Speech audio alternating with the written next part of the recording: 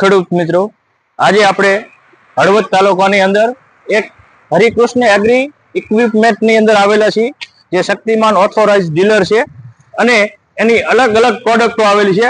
આમ તો બધા જ આપણે જાણીએ છીએ મિત્રો, આ વિનિયાર્ડ 600 પ્રોડક્શન ખેડૂત મિત્રો વિનિયાર્ડ 600 એની અંદર જે મેન્યુઅલ સિસ્ટમ આપેલી છે એ સિસ્ટમ કામ કઈ રીતે કરે છે, એટલે કે મેન્યુઅલ મીન્સ માણસે ઓપરેટ કરવાની સિસ્ટમ. માણસો ખેતરની અંદર હોય પોતાના, તો એને હેન્ડલ કઈ રીતે કરવું, મશીનને એ અંદર સિસ્ટમ જે અમુક આપેલી છે. અત્યારે તો આપણે અંદર જોઈ શકીએ છીએ ખેડૂત મિત્રો કે DX A SX C અને S આ રીતની સિસ્ટમ આપેલી છે.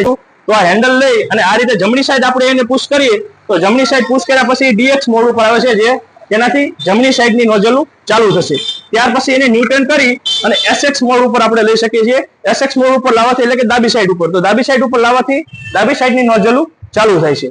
ત્યાર પછી આની અંદર એક ફંક્શન આપેલું છે S મોડ, એમ તો તેને ન્યૂટન કરી કન્ટિન્યુ બેક સાઈડ મારી અને S મોડ ઉપર લાવી તો એની અંદર આપણે જે અત્યાર સુધીનું કામ કર્યું, વર્ક કર્યું અને એની અંદર જે દવા છે એને ક્લીન વોશ કરવા માટે, એટલે કે ક્લીનિંગ સાફ સફાઈ કરવા માટે શું કરવું, તો S મોડ ઉપર લાવી અને પાછળ આપણે એની બેક સાઈડમાં બધું જે અંદર દવાઓ છે એને વોશ કરી શકીએ છીએ. ખેડૂત મિત્રો, જે વિનિયાર્ડ 600 મશીન છે, આપણે એની મેન્યુઅલ સિસ્ટમની વાત કરીએ તો ત્યાર પછી વાત કરીએ અંદર સમયની સાથે નવા અપડેટની, સમયની સાથે અંદર નવો બદલાવ, બરાબર. જેની પંપ સિસ્ટમની વાત કરીએ તો પંપ સિસ્ટમની અંદર છે અને એની અંદર જે પંપ છે બારટોલીની કંપનીનો પંપ છે, બરાબર, જે 70 LPM 70 લીટર પાણી પર મિનિટે ઉપાડે છે, કે વેક્યુમ કરવાની એની કેપેસિટી છે. તો સમયની સાથે નવા બદલાવની સાથે આપણે આ મશીનરી જોઈ શકીએ છીએ.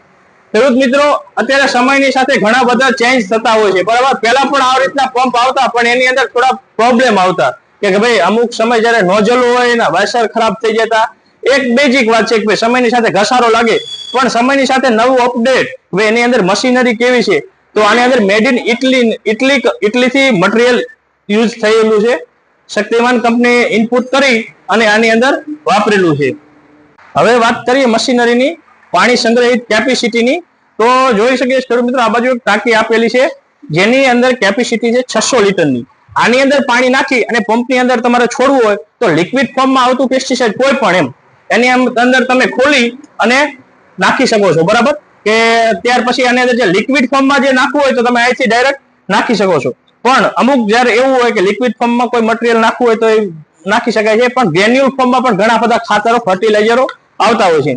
તો ગ્રેન્યુલ ફોર્મમાં નાખવા માટે એની અંદર બાજુમાં જે આ લીટર છે 600 લીટરની ટાંકીની બાજુમાં એક નવી બીજી ટાંકી આપેલી છે, આ જોઈ શકીએ છીએ, જે મિક્સચર એમ, બરાબર. તો આની અંદર તમારે ગ્રેન્યુલ ફોર્મની અંદર કોઈ પણ રાસાયણિક ખાતર હોય અથવા કોઈ પણ એ રીતની ઘન પદાર્થની દવા હોય એનો ઉપયોગ કરવો હોય તો શું કરશું, તો એની બાજુમાં જે નાની ટાંકી આપેલી છે એની અંદરથી એની સિસ્ટમ પ્રમાણે અંદર નાખી અને આપણે એની પ્રોસેસ આગળ લઈ શકીએ છીએ.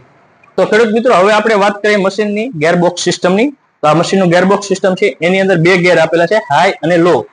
તો એ કઈ રીતનું છે કે તમે બાગાયતની અંદર જ્યારે પણ સ્પ્રે કરવા માટે જાઓ, સ્પ્રે કરતા હોય ત્યારે પેલા ક્રોપની કન્ડિશન જોવામાં આવે છે, એ ક્રોપ કઈ સ્ટેજમાં છે. માનો કે ફ્લાવરિંગ સ્ટેજમાં હોય, બરાબર, તો તમે લો પ્રેશર ઉપર રાખી અને સ્પ્રે કરી શકો છો, જેથી કરી ફ્લાવરિંગ ડ્રોપિંગ ન થાય, ફ્લાવરિંગની અંદર બનેલો માળને કોઈ નુકસાન ન થાય. એટલે એને માટે લો પ્રેશર રાખી અને આપણે સહેલાઈથી એનો સ્પ્રે કરી શકીએ છીએ.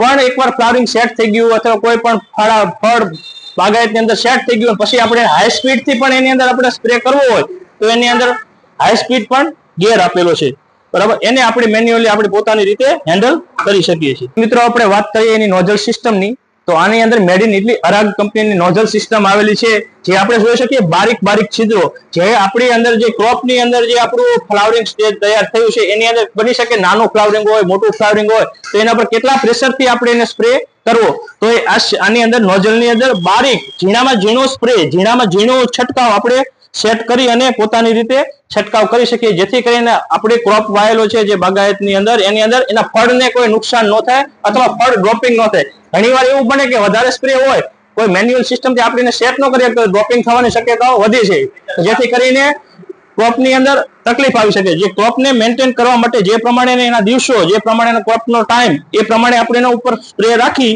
અને સહેલાઈથી પોચા હાથે, જે આપણે ગુજરાતી ભાષામાં કહીએ પોચા હાથે એને સ્પ્રે કરી શકીએ છીએ.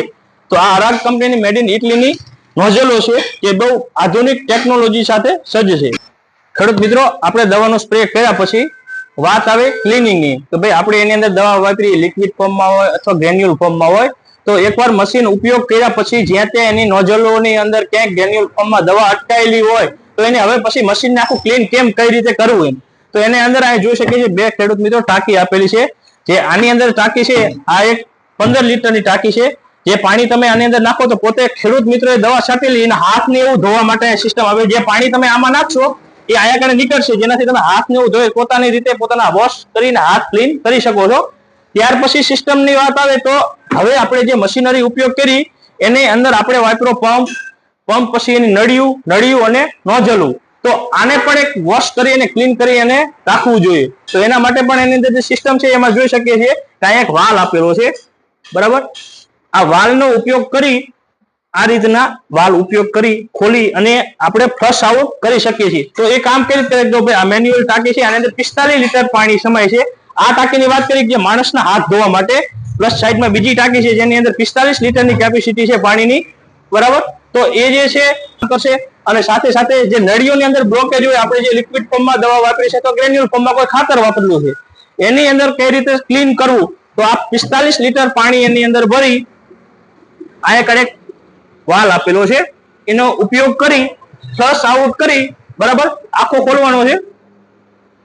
આને ફ્લશ આઉટ કરી અને આપણે મશીનરીની અંદર જે કહેવાય કે એના શરીરની આપણે શરીર સિસ્ટમ છે, બરાબર, એને કઈ રીતે ઇન્ક્રીઝ કરવી એ રીતની વાત છે કે મશીનને કઈ રીતે વોશ કરવું હોય. તો આ પાણીનો ઉપયોગ કરી અને આપણે મશીનરીની આખી સિસ્ટમ વોશ કરી શકીએ છીએ.